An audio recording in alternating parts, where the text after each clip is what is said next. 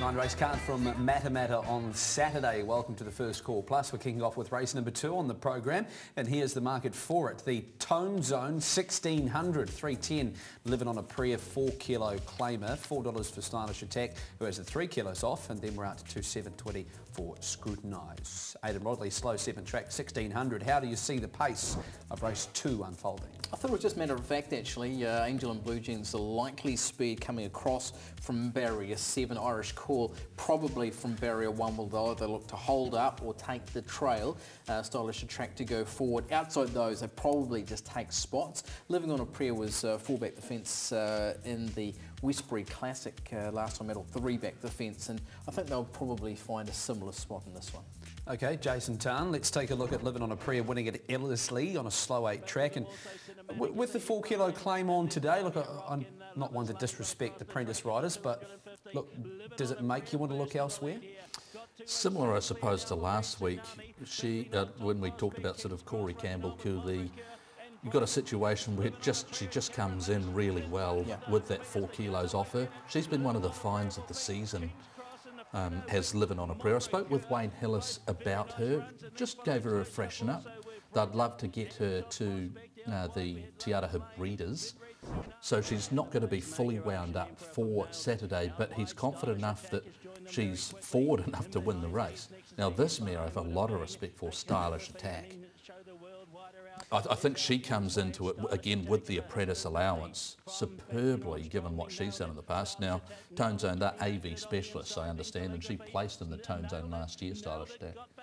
It was a good second, not beaten much in behind now that day. Heidi Mizuki takes 3 off to 55.5, but yeah, Taiki Yanagita's claimed the 4 kilograms down to that featherweight of 51.5. I think is crucial here, especially because Odisha was doing some really good work in that Westbury Classic last time out, just in behind Living on a Prayer, but there's a 2.5 kilogram swing because of that claim towards Taiki Yanagita. I've been watching him ride. He seems very proficient, especially for a 4 kilogram claimer. There's enough there to say that there'll be a contender. The other one in the race I thought was worthy of talking was Scrutinise. The second 2 starts back and behind Stratocaster was very good and drops 4.5 kilograms from that. So meets Miss Horror too, something like 4 kilograms better in that race. Obviously, they've had issues in the last couple, clipped heels at New Plymouth and dropped the rider, but Scrutinise unbeaten in the only start at MATAMATA. I thought there's enough there to say that he was a chance in the race. Okay, would he be a bet for you? I'd probably be leaving this race. I thought it was a really tricky one. You were quite keen on Stylish Attack, though, weren't you? I thought Stylish Attack comes into the race really well. She had a little bit of a hiccup which stopped her from racing down the line, but I think the target is the Cuddle Stakes, but Graham Hughes, trainer, is pretty comfortable with where she's at. The recommendation from the vet was that she be fitted with concussion plates, but all told, he's expecting a really strong performance from Stylish Attack. I'd expect that she might settle off the speed and come with that run. Like last year in this race, she placed 3rd running on behind Beefeater and Lizzie Lamore in a race that was very much just a sprint home, but she did pick up in sprint, so I'd be surprised if she's not on the first 3 anyway, but I respect Scrutinise and Living on a Prayer also. Over to race number 3 at MATAMATA, the Westbury Waikato Handicap, and we see the return to New Zealand and to the races of our former 2000 Guineas winner, Ugo Fuscolo, the son of Sakinto, is $2.40. Any word about this horse, Jason? Spoken with Stephen Marsh about Ugo Fuscolo, and he was pretty happy that the horse is going to run well. Did intend on taking the horse to MATAMATA to give him a look around the track, and that didn't eventuate, but look, from the inside draw, up against a race that doesn't have much speed in it early, I don't think. Yeah. So he should be able to find the front, and if he gets into that rhythm, he should be able to lead, and I assume you've got him mapped in front. Yeah, definitely. Had him mapped in front with a bit of speed coming from Barcello, and Ewan probably to get the trail in this one as well. So just being a small field of 7, I don't think there'll be a lot of pressure. Whoever's going to get there is probably be able to get away with a nice soft sit, and that does appear to be Ugo Fuscolo. Concern might be just that he's been off the scene for a while. For sure, but it appears pretty shrewd placement by Stephen Marsh. It's a race that looks very winnable, both from a tempo perspective and also a class perspective. Yeah. So you wouldn't imagine there's going to be a horse that's going to take him on early and give him a real gut buster early, so that should help him in that fresh state, having not raced for a year, to deliver something close to his best anyway. So. Well, one horse who was pretty unlucky last start was Yearn at Te Rapa. Not many people missed this run of it, finishing into 4th position. Never got a real clear go at them here, Jason. And this is the horse that, because of fitness, and she is racing genuinely, this is the horse that could spoil the Ugo Foscolo returning to racing party, which I might throw if he wins. But she could be that, she could be the spoiler. You know, she should have finished closer, probably won that race. Definitely. I thought the gate actually opened up for her too. I thought there was a clear run for her, but that certainly wasn't the view of the stipendiary stewards on the day. Cote d'Or, let's have a look at the run from Pukekohe. Here's a MATAMATA Cup winner from last preparation. Interestingly, the bar plates go on this horse, which is a gear change I'm not really that keen on seeing.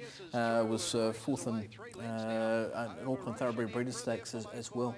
This is a huge win, over 1,200 metres on a heavy team. Fresh, yeah. So, you know, the fact that the track, if there has been rain at Matamata and the track is probably, you know, it's probably going to be on the worst side of dead at best, or the middle range of dead, and maybe on sort of, yeah, around that zone, so there will be sting out of the ground. That'll really suit her. It's obviously not going to be heavy 10 unless the weather forecaster gets it wrong, which can happen. We get a lot of things wrong as tipsters. But Cote d'Or is a real surprise package. She's got that element of class that Ugo Foscolo has. You're just thinking that it's probably too sharp, but that race there at Pukekohe on a heavy 10, she ran 1:13.6, and she streeted a decent field. You know, No More Tears is not a bad horse. Dead Set put panels on her. Yep. So, yeah, I don't want to be underestimating Cote d'Or. Kalani, no jockey listed at the time we're doing Plus, would be a contender, you'd think, wouldn't it? 4 from 8. I don't know, just, you know, I guess it's sort of suggesting that he might not be a starter. Yeah, you'd think that, but I don't have it for sure. But if he takes his place, then definite chance, fresh up as well. Race number 5 is the New World MATAMATA 1400, rating 75 this is, and a decent sized field. $4 I Got You, $5.50 Enough. Legramore, $6. One of your favourites in here, Aidan Legramore, $6 and $2.20. Is that a price each way that you'd be looking to have a go? I thought she was the definite play in the race. If you want to know, it's a strong field. Obviously, I Got You's in terrific form, but Legramore draws 9. Should get a lovely spot from there. Ryan Elliott's been doing a lot of work on this horse at Rogerson Stable, so they've elected to stick with him on. He gets the kilogram claim down to 54. She's been very good in those last couple. You know, second to Nicoletta, who's since been a Group 1 performer. Second to Eagle Bay last time out when taking ground. There was an issue. I think they were looking at a start previously, and I think it might have been just rain affected track that's led to her having a bit of a gap between races. How well is she? Yeah. Like, she's had 2 seconds and she hasn't gone up a point. And she's run second to Nicoletta, who's placed at Group 1 company, and she's run second to Eagle Bay. She hasn't gone up 1 point for that. We saw Living on a Prayer going up 2 points for a 5th OK in Stakes company. So this is rating company. So with that kilo claim, she's an excellent each-way bet in the race, yep. Legramore. Who's the danger? I Got You has to carry big weight as a 3-year-old. That's not easy. So I Got You definitely. Spoke with Vicky Prendergast about Hello My Lady. She's definitely going to improve out of that run. But we know with a little bit of rain about, she should sort of sit back and run into it. She won't be far away. Barrier draw doesn't help. They're going to have to They'll ride her back. They'll ride her back and allow her to finish on. But it's in the dream that they will get to the Te Araha breeders. Whether she can get there, well, it's up to the horse, because sort of that's what they're thinking with her. And the way that she won 3 starts before she spelled at Hawera, where she put links on them, she was brilliant that day. If she gets some rain as well, then yeah, you might see her get to a race like that. But probably not Saturday that you'll be backing with strong confidence to win the race, but I wouldn't be surprised to see her finishing on. The other horse I had a little bit of interest here was Ruby Amani, who does draw kindly. Did fade out in the Westbury Classic after doing work to get into a position. It was a race that did sort of favour those coming from off speed. So I just thought Ruby Amani, you forgive that the previous 2 wins were both very good. It's a good race. Yeah, there are some progressive horses in there, even a horse like Enough. Okay, he's a 6-year-old, but he's only had 9 starts. He's won a couple of them and placed 5 times. Yep. And he's placed twice this time. Jason Waddell rides, so Oh, there's a lot of strands to this race. On Noir is a horse she's been in great form. Yeah. Sam Spratt picks up that ride, so there's a lot to the fifth race. Comes in a kilogram and a half better than I Got You as well, but enough that tricky barrier draw for a go forward horse. That might be that's just enough to not have the horse in. Oh, well played. Age of Fire, $1.75 in race number 7 on the card. The Poissy 1400 for the 3-year-olds. Obviously, he'll go around in the Lindsay colours. Last 2 runs have both been winning ones, but Aidan, it hasn't been plain sailing since. No, it hasn't. Obviously, there's a bit of an issue. The horse got cast in its box and knocked a tendon, so they have been trying to monitor that. But by all accounts, the horse has satisfied them, and they wouldn't be racing this horse if they didn't think so. Since that Living Classic, there's been a change of ownership, and that the Brendan and Joe Lindsay have brought into it to race alongside the Tiaka 2016 Sydney Breeding Syndicate number 2, 175 and 108. He's won 3 of 6. He's a Group 1 winner. He's a 2000 Guineas runner-up to the stablemate Embellish. Concussion plates have been on him the whole preparation, and he's been winning Group 1s in them, so there's no issues there. The draw is a little bit of a concern because I think that means he's got to go a long way back. Jason, how did you see it? I agree with how you've mapped this race, and his class will obviously, as they say, carry him a long way, but I didn't see it as a put in, take out job with him. $1.75, I respect the horse a lot. I just don't see $1.75 as being a bet, even though I've got him on top as the hardest horse to beat. You have to put him on top, I think. But would I bet the $1.75 from a wide draw, given a slight hiccup? I'd say no, but I'd expect him to win the race. I think there's a value bet in the race. Who's that? A filly called Short Fuse. Yep. I think you've got her mapping really well. I think if she finds that spot, I can't see her missing a place. Yeah, she's got to be really hard. She's been up against Lady Nadal in the last couple, chased her home both times, but comes in a kilogram better after being, narrowly beaten by 2 starts back. But Lady Nadal's been really good as well. When they're 4th and 5th in that Group 3 Mongolian Khan Stakes and behind Melody Bell last time was very good, but the start before I thought was just a terrific win at Ellisy, 2 starts back. Here's Age of Fire, and this is genuine Group 1 form, or Group 1 race of course, but we know how good this form is. Exactly. We are sort of seeing the form stacking up from this, aren't we? There's some pretty handy runs in behind them, especially around Savvy Cope there, and obviously the brown horse that finishes into second. Valdemar. He just digs in, doesn't he? He tried so hard there for a horse that's had to do it the hard way. Quick as last 600 of the race. Everything was pointing to him being an absolute quality and to him to lift. Concern is he's dropping back in distance after a little bit of an injury, but the 1400 metres, I know, speaking to you, Jason, you no real concerns there? Oh, he's nearly got an impeccable record over the 1400. He's 2 from 3 in place the other time that he was over that distance. You get the feeling that 16 is better for him, and maybe he'll get over more ground than that in time. I'm sure that's what their intention will be. As I said, I do expect him to be winning the race. The word from the stable is they're happy with him, post that little hiccup. So in that regard, there's no knock on the horse, but I just see $1.75 getting right down as low as you'd want to go to back him. And so I was happy to sort of shop each way on the 6. There's no way that Short Fuse is a better horse than him, but she's going to be in receipt of 5 kilos off him and probably getting 2 or 3 lengths when they swing for home on him. So, yeah, I think she'll run really well for the price that you get. Yeah, he's on trial for the Group 1 Randwick Guineas in a couple of weeks' time over the 1600 metres. So, yeah, there's plenty at stake for him. It'll be a good day's racing at MATAMATA with a $40,000 guaranteed pick 6 and a $20,000 bonus late quaddie. Hastings will also have a $20,000 bonus late quaddie. One race that won't be a part of that though is race number 3, the Riverstone Cafe Handicap. $3.50 for Jar Jar Binks, a big drop back from last start. Better track obviously an aid there. Scandalo's in good form, and Rock My Soul $3.80. Speed map here, Aidan, just the 7 of them. Yep, I didn't think there was any real speed in the race. Likely to see Pinsride going forward with Bally Bay to sit on as the outside. Jar Jar Binks and Rock My Soul to get back. Scandalo gets back on the inside, which might not be the best place to be if they do run slowly, but obviously a horse in pretty good form. Jason, you wanted to talk about Rock My Soul here. we're going to take you back to its last start, and obviously this in the Telegraph. What did you take out of this? Oh, it was a solid enough effort from Rock My Soul. I thought his run a couple of starts before that behind Akoya was good. I wonder whether the best version of Rock My Soul, I think, would be a candidate for rolling forward and potentially sitting on or outside the leader. Just depends on how he gets away. Look, he's in a clump of horses, you know, some really good horses there. Start wondering.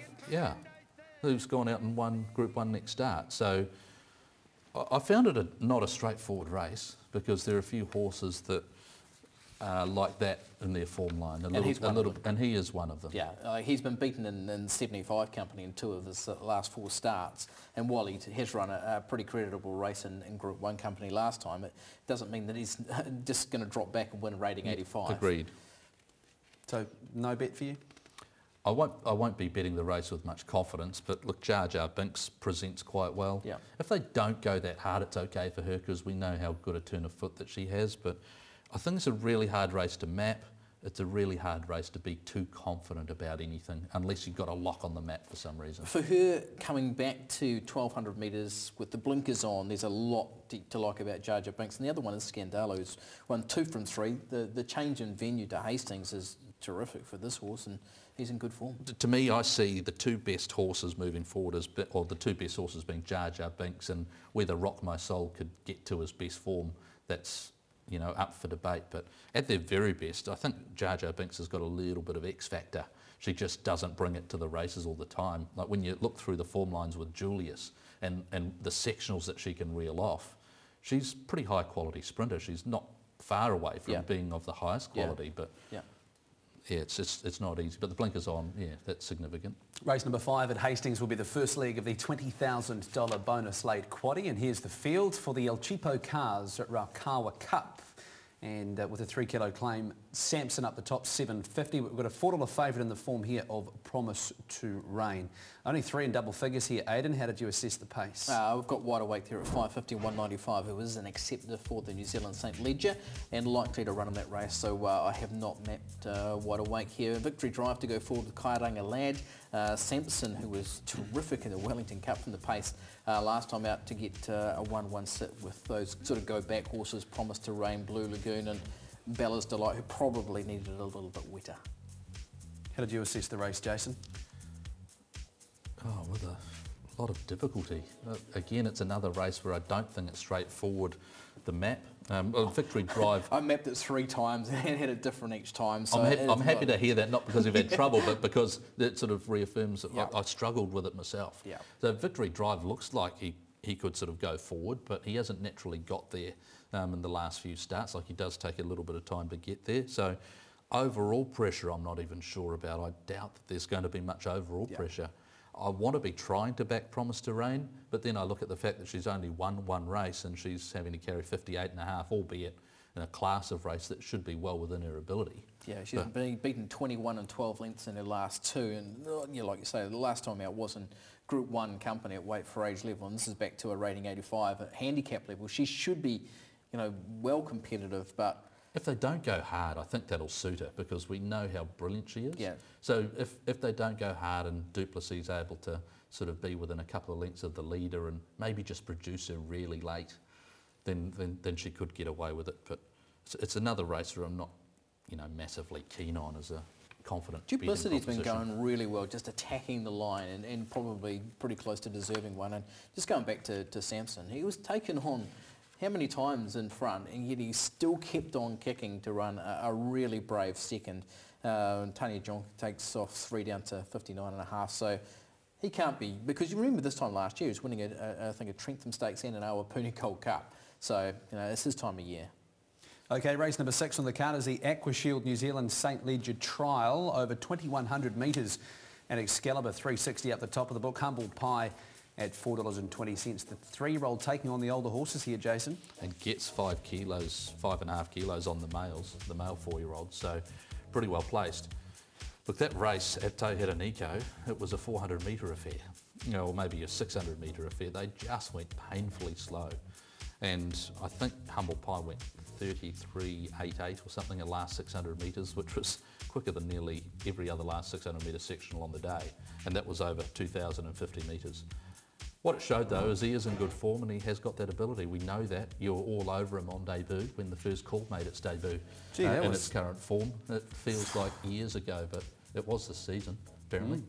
I'm being reliably informed. Sorry, Aidan. I've got him to go back here, and obviously you talked about how slow that was. Henderson Jonesy was on speed, and Humble Pie was able to beat that horse home, and then comes in 6.5 kilograms better. My question about Humble Pie is, well, this is a New Zealand St Leger trial. Is this a New Zealand Derby trial?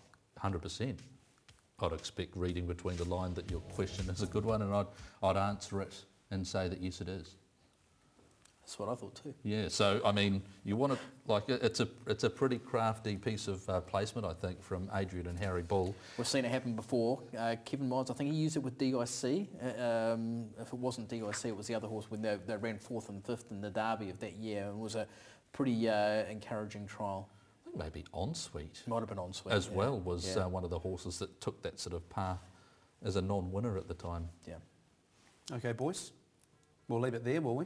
Oh, Excalibur's the horse that I want to be backing. Oh, you want to have a look at Excalibur? Yeah, I do. Yeah. Okay. Yeah. Look, Excalibur's a horse that's done a lot of things right. The only failure for him in the last 4 starts was on that New Year's Day track that went off at Ellerslie, and clearly had excuses behind Diesel. So he's been rock solid. One of your best mates, Excalibur, obviously, Matthew.